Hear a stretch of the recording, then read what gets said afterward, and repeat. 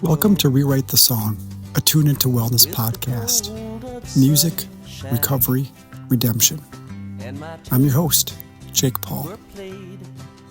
Hey, what's up, everybody? This is Jake, and this is going to be episode 1 of my Anxiety in Music podcast. I met a person recently that said he really wanted to read my book, but he's not much of a reader. And the thought occurred to me that there are many people that would prefer to listen. Especially if you're like me, I love listening to podcasts while driving. So what I'm going to do here is start with one of my first blog posts, The Stigma of Being Traumatized. Don't let them gaslight you. And we'll see where it goes. And if there's some traction and people seem to enjoy it, then I'll read all of my blog posts. And if you think that you might want to be a guest or have a story that you want to share, then shoot me an email. My email is jake@jakepaulmusic.com. Episode 1, The Stigma of Being Traumatized. Don't let them gaslight you. And keep a close eye on the people who try to. Hello, and thanks for checking out my blog. I started this to share information with others who are interested in how I recovered, or maybe you are here because you're looking for support, suggestions, tips, strategies, and the like. My goal is to share my experience, and if you only take away one concept, I hope it is this. Trauma might have impacted your life, but you can recover and be happy again. I recovered from significant childhood trauma and have truly created a life that deep down I never thought was possible. There are certain tenets, rules, or core values I live by now, though, in order to maintain a mentally, emotionally, and socially healthy lifestyle. And my blog posts and videos are my attempt to capture and share those ideas with those who can use them. They are acknowledge it, accept, process it, forgive them, heal, create, move on, and help others. In this blog post, I'm going to focus on the first one, acknowledge. Acknowledgement. It did in fact happen. There is an unspoken stigma with admitting that you have been a victim of trauma, and I can certainly understand why you wouldn't want to admit that to anyone.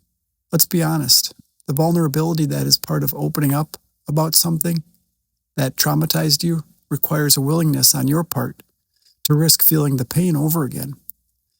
It's almost the same vulnerability that you experienced when you were traumatized, right? I mean, why would anyone want to subject themselves to those feelings all over again? Not to mention, not everyone will understand where you're coming from, and they might place judgment on you, potentially causing even more pain.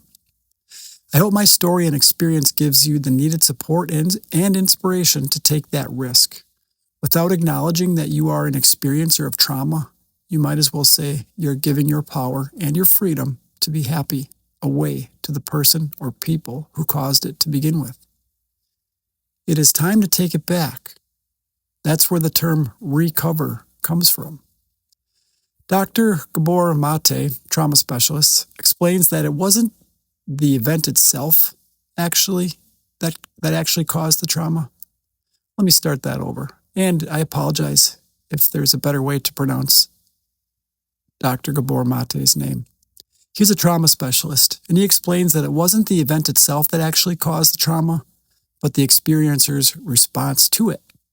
I'm fine with that concept, but why would I then want to relive those memories of the event in my story and experience it all over again?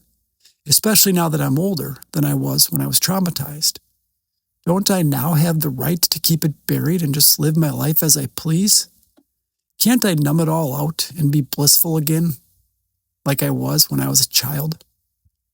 Don't we wish? One thing that kept me in bondage of my trauma was my inner dialogue. I already lived through it once. I'm not going through it again. I don't have to ever go back there again. And that is, in fact, my right, as long as it's working for me and the ones I love. In my case, not acknowledging my past and trying to be normal like everyone else just wasn't working. I wasn't feeling well, was tired all the time, and had terrible anxiety most times, especially when interacting at social events.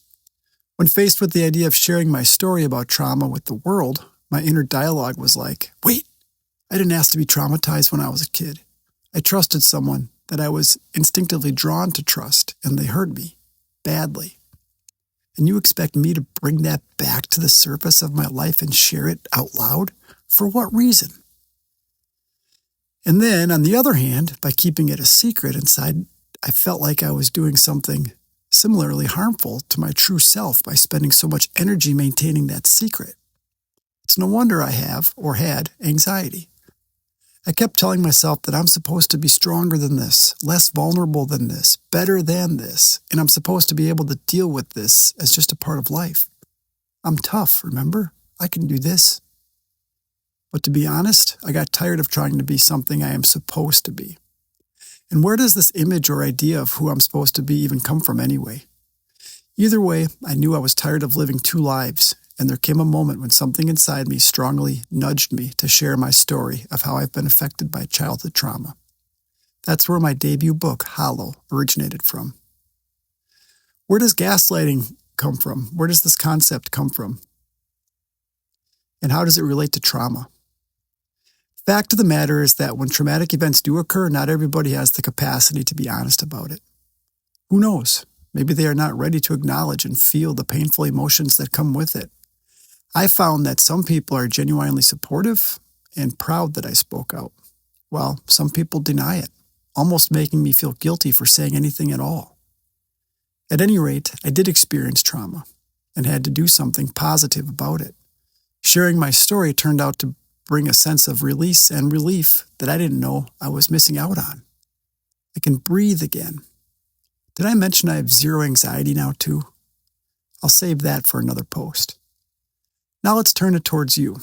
If you think that you are in fact strong enough and tough enough to handle your traumatic past experience all by yourself, then be sure to get a second and third opinion on your perspective on how you're handling it. Your perception of yourself and how you are handling your affairs may not be in line with what the people who are closest to you think. So how will you know if you are handling it well? Here are a few questions I reflected on to help me realize that I was not handling it as well as I thought I was. Am I generally at peace with the people in my life or do people generally bother me?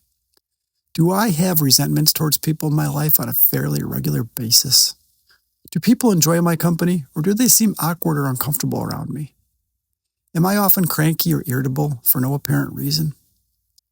My experience can be explained like this. I was under an assumption that maybe I was born angry, born with anxiety, born with an addictive personality, and ultimately born broken. I assumed things are what they are, and I just need to learn how to accept that. I just need to do more or work harder. Nothing could have been further from the truth. In a general sense, I was lied to. I was told or led to believe that I was a certain way because I was born that way. I was told that I had a really tough hand dealt to me and I was a victim of bad circumstances. Like the Truman Show, I had a cast of characters in my social network that also supported that lie. Now, I'm not qualified to place the blame on who or what created that lie, but I am qualified to take responsibility for my own life. So I rejected the idea that I was born that way. I discovered that I was living a lie, and the anxiety and anger were my signs and symptoms of living out that lie on a daily basis.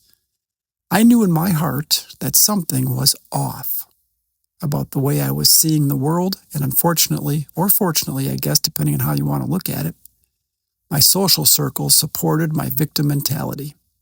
Again, I'm not placing blame here. They didn't know any better. They didn't know any different either. And I sure became the top salesman when it came to proving how unfortunate I was. Ironically, now that I admitted that I experienced trauma as a kid and I'm taking action to heal from it, I'm tougher and stronger than I've ever been. I am not hiding like I always have been, and I'm not living a double life anymore. I literally have zero anxiety. And by the way, I believe the anxiety was my soul's way of telling me to stop hiding. Interested in hearing my full story? Check out my debut book, Hollow, How a Young Man Turned Childhood Trauma into Music. In the meantime, I wish you health and happiness. Feel free to reach out anytime with questions, comments, or to share your story with me. From Jake.